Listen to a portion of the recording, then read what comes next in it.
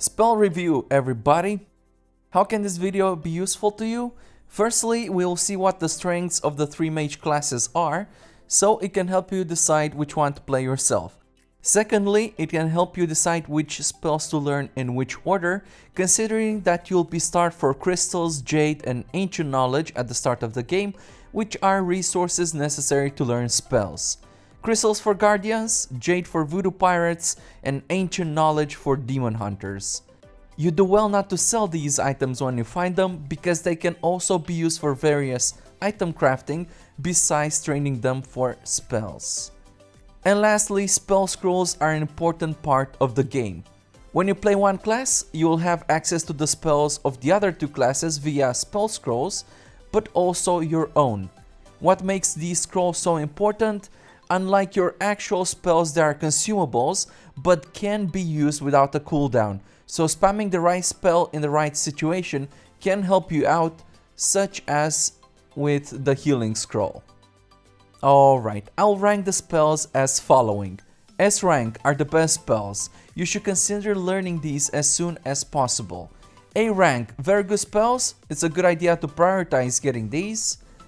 B rank are just okay spells, not a priority. C rank, not worth learning. You might want to avoid learning these until you've learned everything else and have nothing else to spend crystals on. Do note that all my playthroughs were on ultra difficulty, so things might be a little bit different for you if you play on easier difficulties. For instance, you may not find healing to be as important because the lower you go down in difficulty, the less damage you will take. Although, even then, having a healing spell will allow you to sell some of your healing items in favor of earning more gold. So, make your best judgment.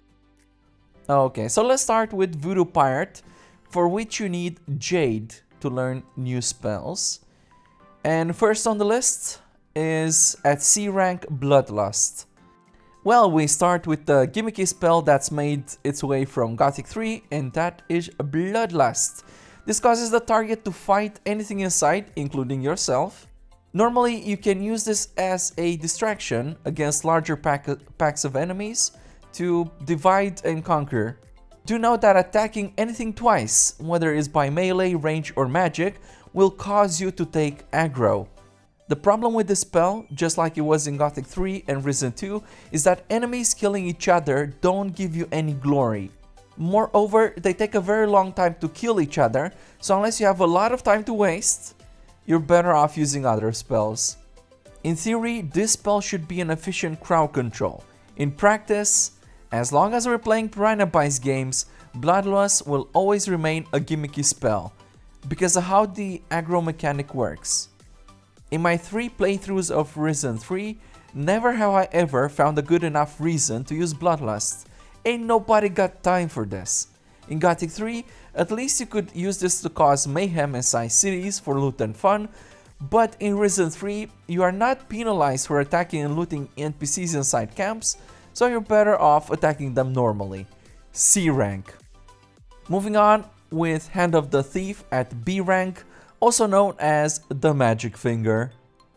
As the name might suggest, this is for clever goods acquisition, but I'm kidding, this is a telekinesis spell. We've had this before in Piranha Bytes games, but this is the first time it's actually been very useful. It not only acts as a loot detector, but some valuables can't even be acquired without this spell because they're in places you can't reach. Even though it's not necessarily a priority, getting this spell will help you earn more gold.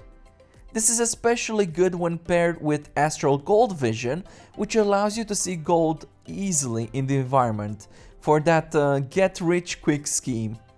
Without the mana cost, cooldown, and a fast animation, this spell is quite fun and reliable to use. If you enjoy exploration and you want to have an easier time finding valuables or things that you might otherwise miss, you may even want to rush getting this. Lingering Death at B rank. Lingering Death is an early to mid-game spell.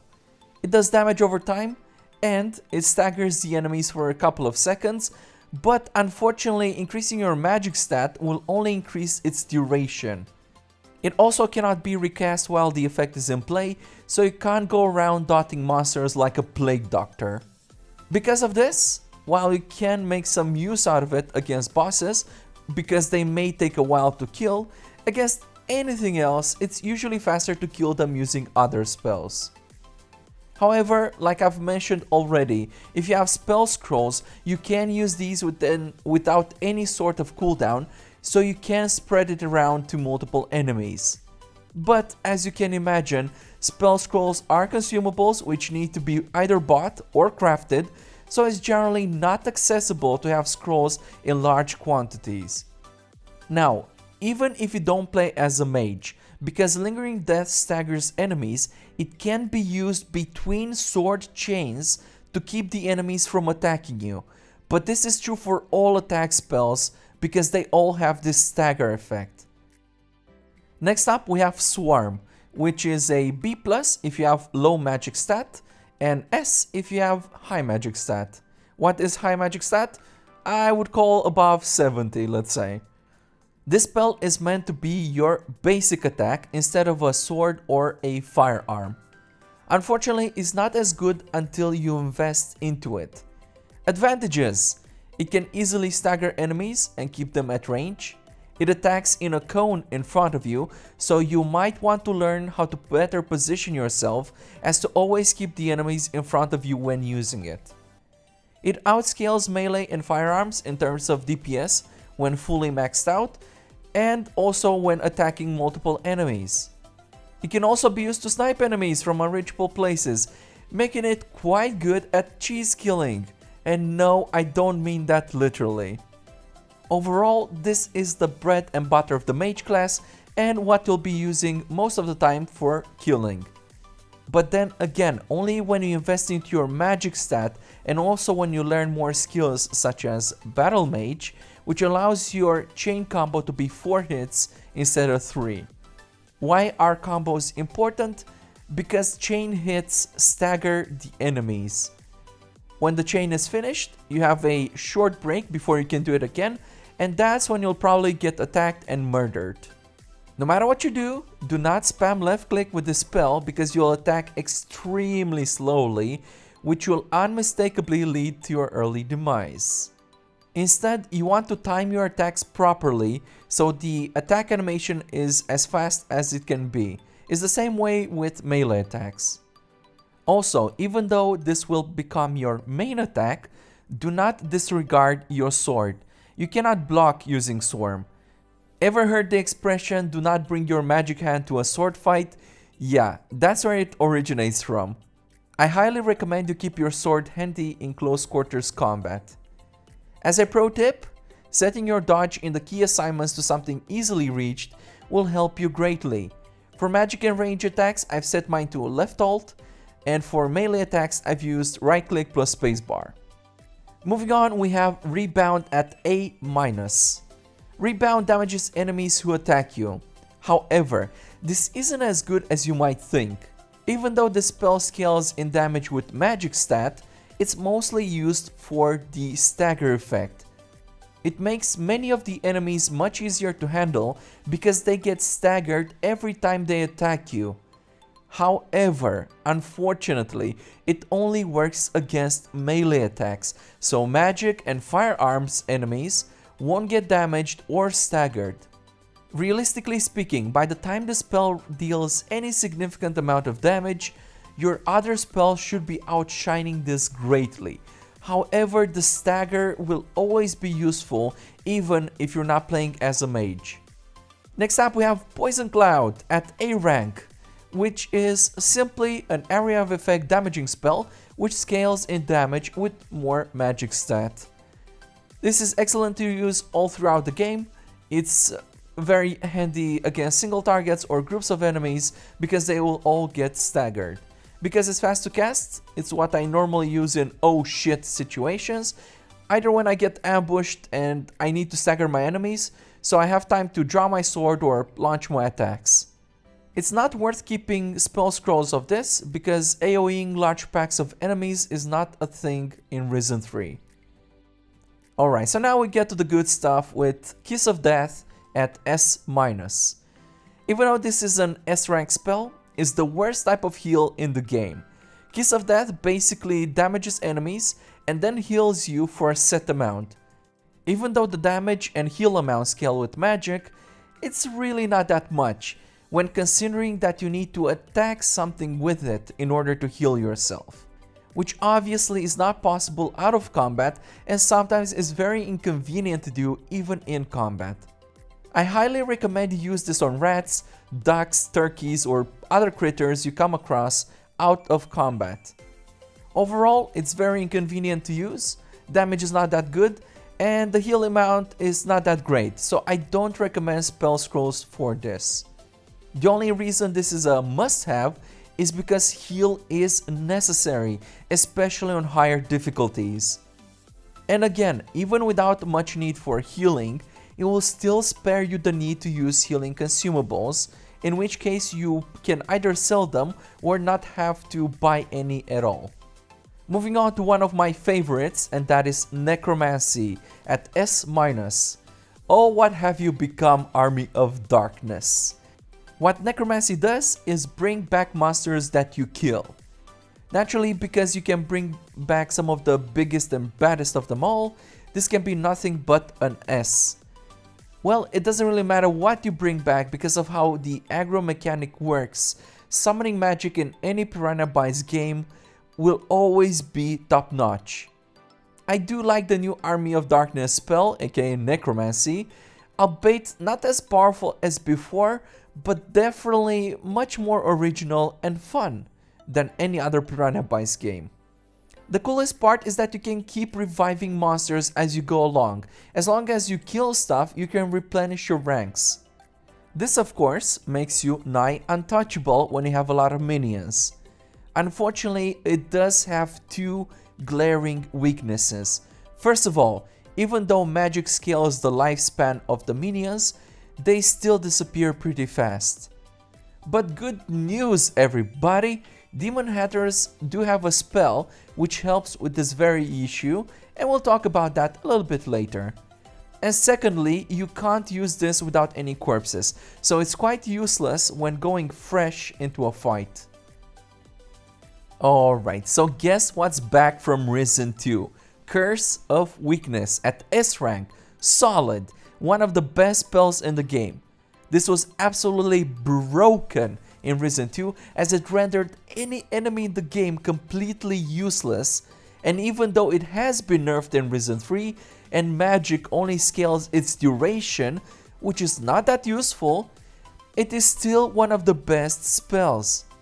Curse of Weakness acts both as a defensive and offensive debuff by lowering the amount of damage the enemies inflict on you and increasing the amount of damage they take from you. You don't need to be a mage to benefit from this spell at all.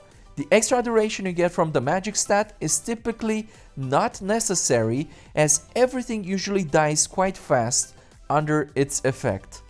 Needless to say, this spell is great to have when playing the other two classes, so make sure you keep all the spell scrolls you can find of this. If you can't find any by exploration, you can always buy them from the Voodoo shamans on the island of Kila.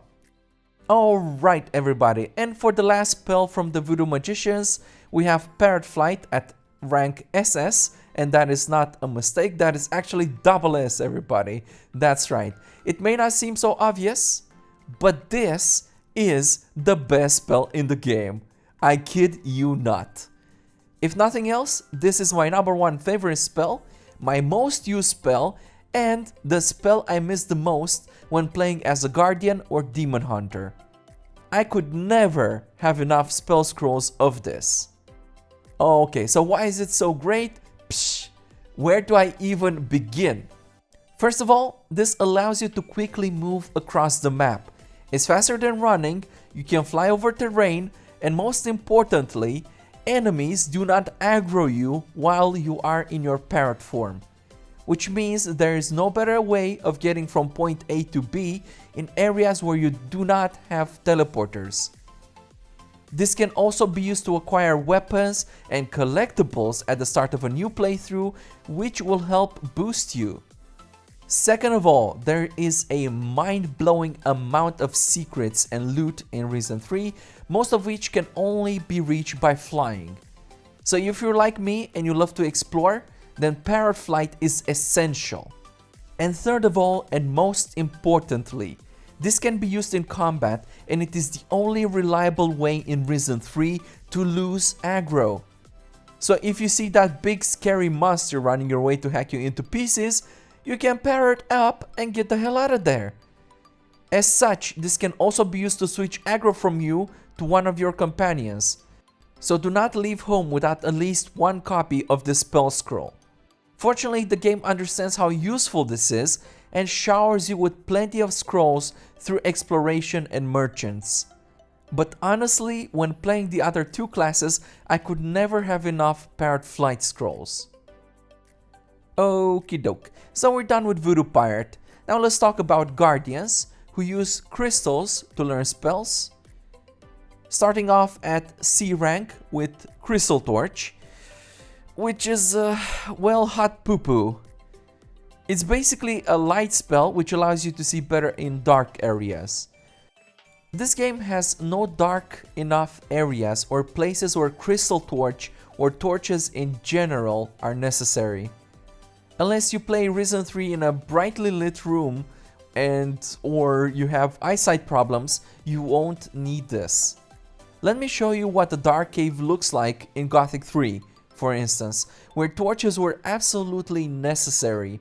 No amount of screen brightness will help you there. The only reason to use Crystal Torch at all is because, well, either you're role-playing or something, where you've learned all the other spells first. Okay, so at B rank we have Wind Hand, which is literally Hand of the Thief from Voodoo Pirate. Well, except that it looks a little bit different. Moving on. Also at B rank we have Hail of Shards. Very straightforward, it's a damaging spell. It does a moderate amount of damage, which does scale with magic, and it also staggers. And that's pretty much it. Oh, and it deals more damage to fire creatures, because it's ice damage.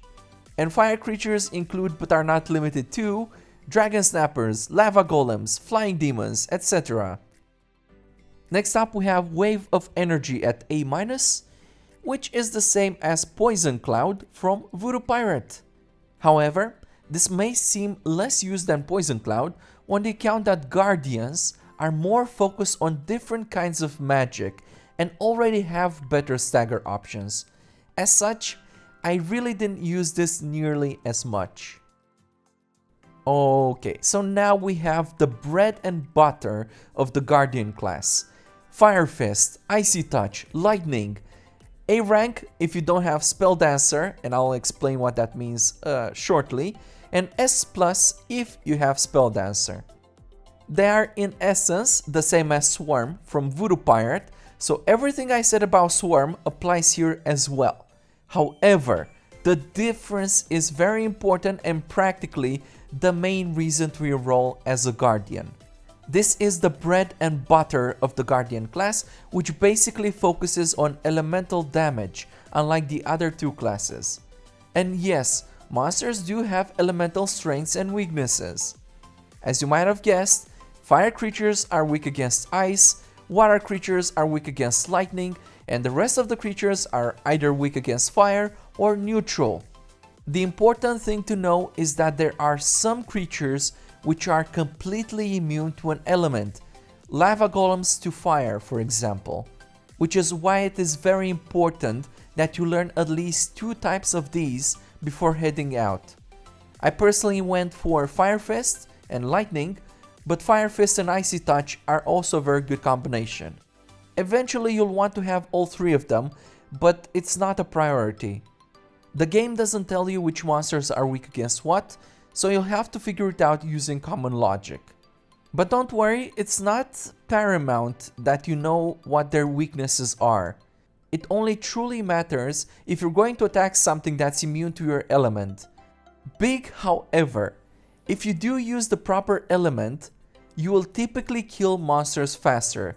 And by that I mean by 1 or 2 hits faster, and consequently, the inverse is also true. Because of this, the Guardian's basic magic attacks are in fact better than Swarm is, but this is not the only reason. You might wonder what Spell Dancer is. Well, it's a skill very much like Blade Dancer for melee, which increases the attack speed of these basic attack spells. You see, attack speed is the most important attribute in Reason 3, not only because attacking faster will allow you to kill enemies faster, but because they will get staggered a lot more, which gives you more protection. Spell Dancer is a skill which can only be learned as a Guardian.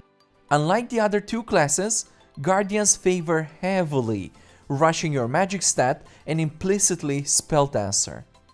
Compared to my other two playthroughs, my Spell Dancer Rush Guardians was a chill breeze. Of course, this is not to say that the Guardians are the strongest class. Maybe. And now moving into the super good territory, into the top-notch territory with Rain of Fire at -S. Well, it's pretty much a core Guardian spell. It does very low damage, and by low I mean very low, so don't expect to kill anything with this whatsoever, but it is the ultimate stagger spell. Because it attacks fast, and in an area around you, it is quite a powerful defense tool. Remember there's a spell called, wait, what was that called again? Blood something? Oh yeah, Bloodlust. Yeah, use Rain of Fire scrolls on the other classes. This is how you do crowd control. Piranha Bytes, please stop it with the Bloodlust. Ain't nobody got time for that. As a side note, this spell puts a smile on my face just to see how far we've come. Remember in Gothic 1 when we had that shitty Fire Rain spell, which could only damage enemies on the same elevation and had the 10 years worth of casting time? Or remember in Gothic 3 when we had that Fire Rain spell, which took 100 years to cast and you basically had to be in front of the enemies? I'm just a simple boy, but my dream is that by Risen 69 we can finally have a Fire Rain spell which not only offers the same simplicity and utility, but also great damage. A boy can only dream. And yes, magic scales the duration of the spell, but not the damage. Ultra Omega Keklol. Oh, and before I forget, this spell deals fire damage, right? Well, some enemies are resistant or outright immune to fire damage, such as the Flying Demon, who is one of the more dangerous enemies in the game, so this spell will be completely useless against it. I would rank this spell lower because of this aspect alone, but my rankings are to help you decide which spells to learn first, well, mostly, and Rain of Fire is definitely a priority. If you did not like the Kiss of Death from Voodoo Magic, then allow me to introduce you to Healing, an S-rank spell, which is the most straightforward and powerful self-heal in this game. Moreover, scrolls are also good for the Guardian because they allow you to continuously heal yourself without a cooldown. Super good and reliable, this will certainly help keep your liquor bills low. The heal amount scales with magic, but non-magic users can still make good use of it. Next up, we have one of the best spells in the game at S rank, Rust. One that I've missed the most when playing the other classes, because it uses your magic stat to open chests instead of lockpicking. Of course, it's not as good as the dexterity stat because that one also includes pickpocketing, but it does penalize you a lot less for maxing your magic stat first. Guardians are the only class which favor heavily rushing your magic stat. Moreover, even if your magic and dexterity are both maxed, you will still be using Rust instead of lockpicking because it's safer and faster. I mean, it's faster, not safer. Well, it could be both, I don't know, man. When you're looking at a chest, you'll see a yellow number, that's your lockpicking skill, a blue number, that's your magic stat, and another yellow number indicating the requirement for opening the chest. And finally, Everybody's favorite badass looking mother ducking class, the Demon Hunters, everybody. They trade ancient knowledge for spells. Starting off with Invigorate, which is a C rank if you don't want to play as melee, and an A- rank if you do want to play as a melee. This spell increases your damage by a little, and I mean a little, whilst magic scales its duration. Demon Hunters can be very strong melee fighters, so you might favor this spell more in that case. It's a much better spell to have early game if you're playing as melee, because the damage boost will be more significant. Later on, well, it's still good to have, but it won't be anywhere near as effective as it is in the early game. It's only worth 20 points of damage, so relatively speaking, that's a very little amount, even in the early game, but especially in the late game. And as I've tried to convince you so far, damage is not necessarily the most important thing. Speed is something that matters a lot more, and we'll see more about this a little bit later. Next up we have Stone Fist at B-. This spell is the same as the Hill of Shards from Guardians, except that it's elemental neutral and it's not as important. It's kind of okay to have early on, but you probably won't need it. Demon Hunters have much better tools at their disposal than this. Okay, so as you would expect, Mental Grasp at B rank is the same telekinesis spell as the Hand of the Thief from Voodoo Pirates and Wind Hand from Guardians. Good for loot, you might want it early on. Pretty much the equivalent of Swarm, we have Thunderbolt, which is B+ with low magic stat and S with high magic stat. Again, around 70 I would say is high magic. However, unlike the Voodoo Pirates, Demon Hunters have another spell to boost the efficacy of Thunderbolt, and we'll see that in a second. Shockwave, A-, is the same as Wave of Energy from Guardians and Poison Cloud from Voodoo Pirates, except that, just like Stone Fist, it doesn't really matter that much for Demon Hunters, because their strengths lie in the spells, which follow right now. A rank, Summon Hellhound and Shadow Warrior. These are the two summoning spells which Demon Hunters have access to from the get-go. They are exactly like the monsters you fight, and they behave in the same way. Magic scales their lifespan. If you've played Piranha Bytes before, you'll know that summoning is pretty much one of the best things you can have because of the aggro mechanic. So walking around with one companion and two summons makes you pretty much nigh untargetable.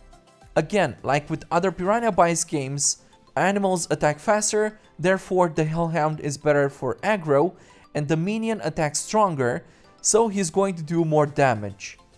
Ideally, you want to have both of them out at the same time for that maximum don't give a damn.